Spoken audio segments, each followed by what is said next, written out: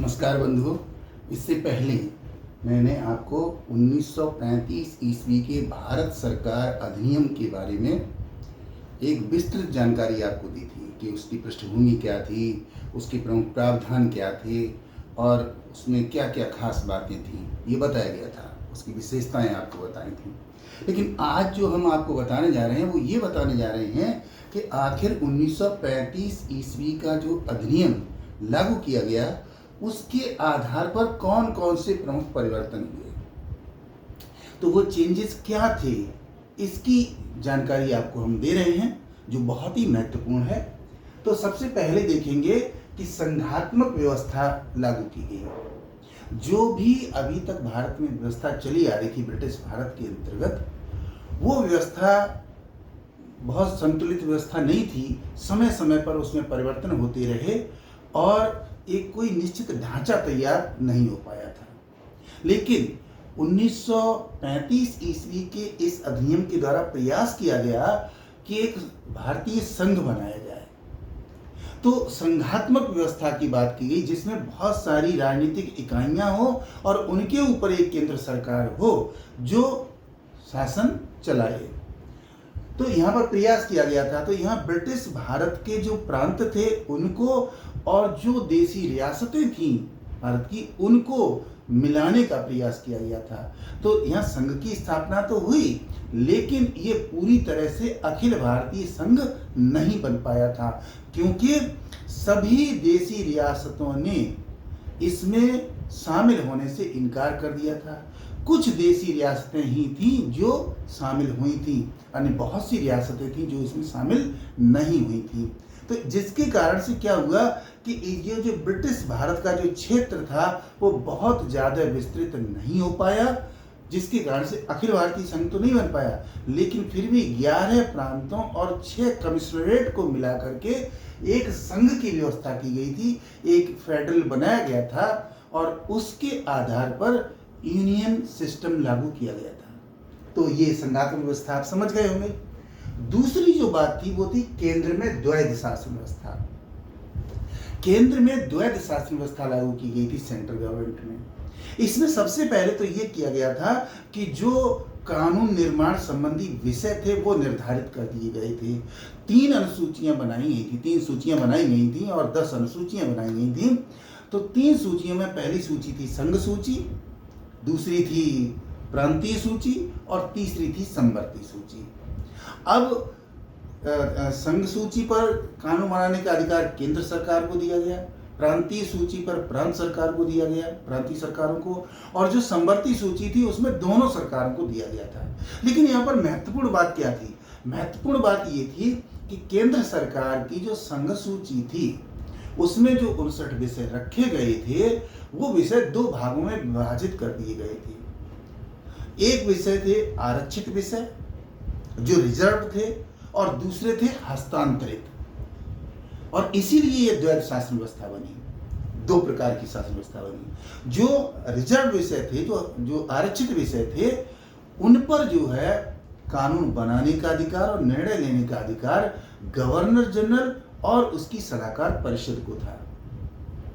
और जो दूसरे हस्तांतरित विषय थे उन विषयों पर कानून निर्माण का और अंतिम निर्णय लेने का अधिकार गवर्नर जनरल और काउंसिल ऑफ मिनिस्टर्स के पास था, यानी मंत्रिपरिषद के पास था। और ये दोनों ही जो संस्थाएं थी, मंत्रिपरिषद और सलाहकार परिषद, कानून तो बनाती थी लेकिन ये विधायिका के प्रति उत्तरदायी होती थी। तो द्वैध शासन व्यवस्था बनाई गई, जो रेस्पॉन्सिबल बनाई गई, उत्तरदायी शासन व्यवस्था बनाई गई थी, लागू की गई थी। तो ये परिवर्तन खास तौर से हुआ था। अगली बात थी द्विसदनीय विधानमंडल। केंद्रीय स्तर पर जो विधायिका थी, लेजिस्लेटिव बॉडी थी, उसके 2 सदन बनाए गए थे। पहला था विधानसभा और दूसरा था राज्य परिषद। विधानसभा जो था वो प्रथम एवं निम्न सदन था जिसमें जनता के द्वारा चुने हुए प्रतिनिधि भाग लेते थे, और दूसरा जो सदन था वो था राज्य परिषद जो द्वितीय एवं उच्च सदन था।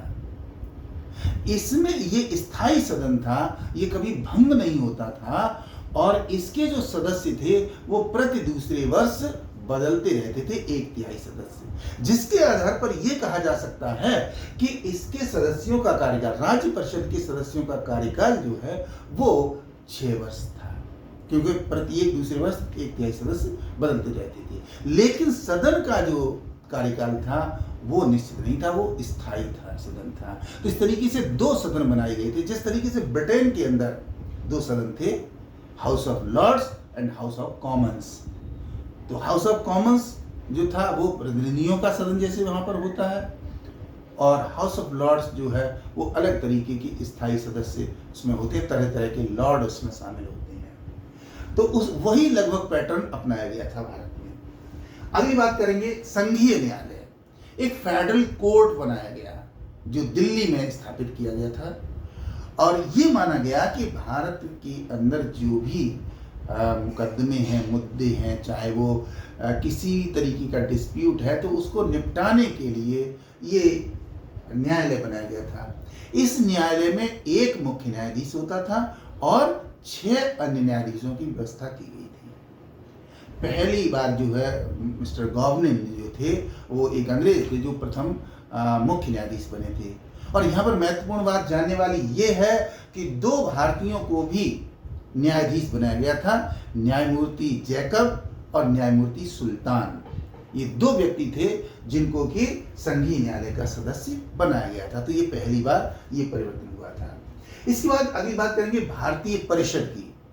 तो भारतीय परिषद की अगर बात करें हम, तो भारतीय परिषद की स्थापना जैसा कि आपको विदित है 1858 ईस्वी के भारत सरकार अधिनियम के अंतर्गत की गई थी, जिसमें एक सेक्रेटरी ऑफ इंडिया बनाया गया था और उसकी सहायता करने के लिए भारत परिषद बनाई गई थी, काउंसिल ऑफ इंडिया बनाई गई थी, जिसकी मदद से वो सारा काम करता था, रिपोर्ट तैयार करता था और ब्रिटिश संसद में उसको प्रस्तुत करता था। ये उसकी जिम्मेदारी थी। अब चूंकि पूरी की पूरी व्यवस्था बदल रही है, इसलिए इस भारत परिषद को समाप्त कर दिया गया और जो राज्य सचिव था, सेक्रेटरी ऑफ स्टेट, उसके लिए एक परामर्श समिति बना दी गई, एक एडवाइजरी कमेटी बना दी गई। वो उसके माध्यम से अब शासन की देखरेख करेगा और रिपोर्ट देगा। तो भारत परिषद जो है वो समाप्त कर दी गई, जो कि 1858 ईस्वी में बनाई गई थी। अब बात देखते हैं मताधिकार संबंधी। मताधिकार के क्षेत्र में बहुत बड़ा परिवर्तन हुआ। इसमें सबसे बड़ा परिवर्तन ये हुआ, यद्यपि मताधिकार जो है वो 1909 ईस्वी के अधिनियम के आधार पर मिल चुका था, लेकिन वो बहुत सीमित था और इसका धीरे धीरे विस्तार किया गया। 1919 में थोड़ा विस्तार किया गया और अब इसका काफी अधिक विस्तार किया गया।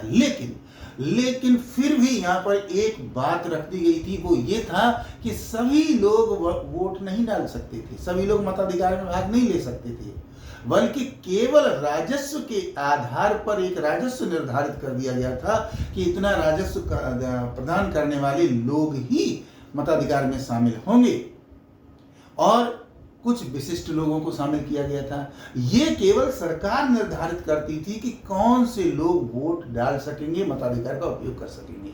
लेकिन महत्वपूर्ण बात यहाँ पर यह थी कि यहाँ पर सांप्रदायिक प्रतिनिधित्व को जारी रखा गया था, बल्कि उसे और बढ़ावा दिया गया।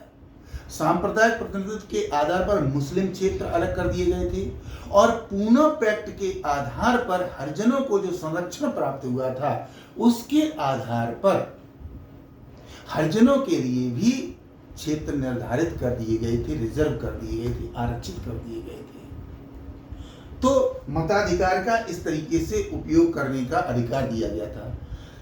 यहां पर एक महत्वपूर्ण बात यह है कि प्रत्यक्ष मताधिकार मिला। सबसे पहले प्रत्यक्ष मताधिकार मिलने के कारण से प्रांतों में चुनाव हुए और सरकारें बनी। 1936 में जब चुनाव हुए तो कई प्रांतों में कांग्रेस की सरकार बनी थी, जिसके कारण से जो कांग्रेस थी, जो राष्ट्रीय आंदोलन को चला रही थी, उसको काफी शक्ति प्रदान प्राप्त हुई थी। तो इस तरीके से इस मताधिकार के अंतर्गत जो 1935 में प्रावधान किए गए थे, उसके आधार पर भारतीयों को काफी सकारात्मक लाभ प्राप्त हुआ था। अगली बात जो है और अंतिम बात के रूप में हम बताएंगे आपको कि पुनर्गठन, रीऑर्गेनाइजेशन ऑफ इंडिया, जो ब्रिटिश भारत था उसका रीऑर्गेनाइजेशन किया गया।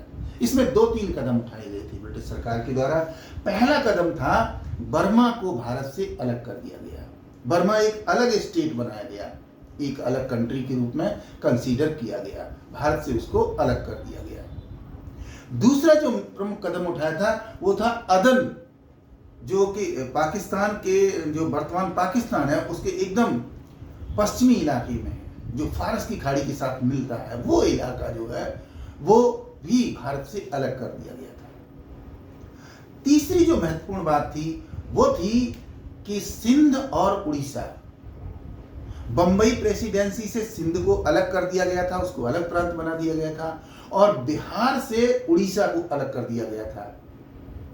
तो इस तरीके से ये कार्य किया गया था कि सिंध और उड़ीसा ये 2 नए प्रांत बनाए गए थे। तो इस तरीके से जो परिवर्तन हुए थे, बर्मा को भारत से अलग करना, अदन को भारत से अलग करना, सिंध और उड़ीसा को नया प्रांत बनाना, इस तरीके से ये रीऑर्गेनाइजेशन किया गया था। और जो शेष ब्रिटिश भारत था उसमें ये कहा गया था कि बराबर कोशिश की जाएगी कि जो देसी रियासतें हैं उनको ब्रिटिश भारत में मिलाया जाए, औपनिवेशिक भारत में मिलाया जाए। तो इस तरीके से मैंने आपको जानकारी दी है कि 1935 ईस्वी का अधिनियम लागू होने पर भारत में कौन कौन से परिवर्तन हुए थे।